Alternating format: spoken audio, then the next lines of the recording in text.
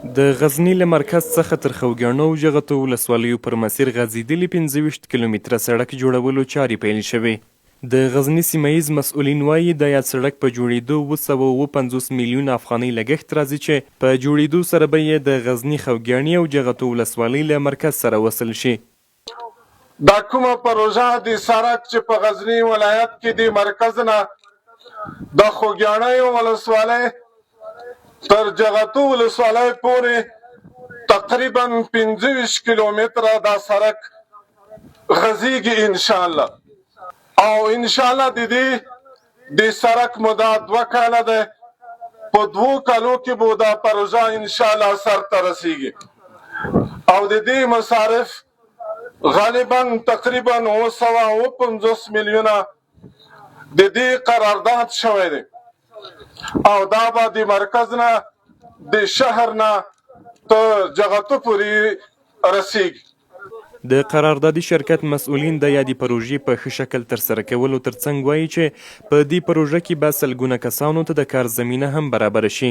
خدا چې الحمدلله زه د الله تعالی نه ډیر زیات شکرګزار یم. کومه تجربه چې مونږ لرو انشاءالله مونږ ټول ولس ته ډاډ ورکوو چې دغه پروژه به انشاءالله هغه کوم پلاني وخت چې هغې مطابق نه بلکې زمونږ د پلان مطابق یعنې د 2 کالو پروژه انشاءالله مونږ کوشش کوو چې 1 کال نه الا 1.5 کاله پورې دا تکمیل کوو.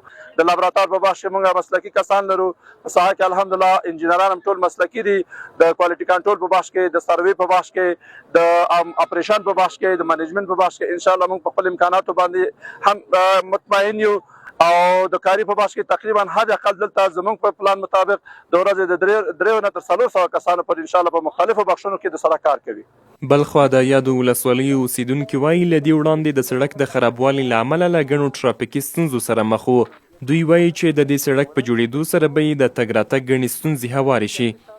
من خبر انتظار کشیدم دوران جهاد من متروان بودم در ملت فلان کش داشتم باور کن مشکل ما در مو حدی بود که ما 12 بجه 1 بجه شب مریض بالا کرده آوردم در مسجد وردکای نمیشه ولادتش به پایان رسید. به شفاخانه‌ام رساندن نتونستم. حالی الحمدلله به شما بهترین چانس آمده. بهترین نعمت از اینه که سړک ما پخته میشه سهولت بخش ما جور میشه از این جنجال میشیم خلاص. موږ ډېر غټ مشکلات درلوده. سړک مو ډېر خراب و مریض مو په وخت نه رسېدی. ډېر غټ مشکلات مو درلوده. اوس به انشاءالله سړک به مو خدای مهربانه دې په اساسي توګه راته جوړ کړي. نور هر څه مو انشاءالله خدای مهربانه دې سم شي. غزني یو له هغو ولایتونو څخه دی چې ګڼ شمېر ولسوالیو ته غځېدلی سړک یې تخریب او خلک یې له ستونزو سره مخ دي. حیات شهاب، شمله راډیو، غزني.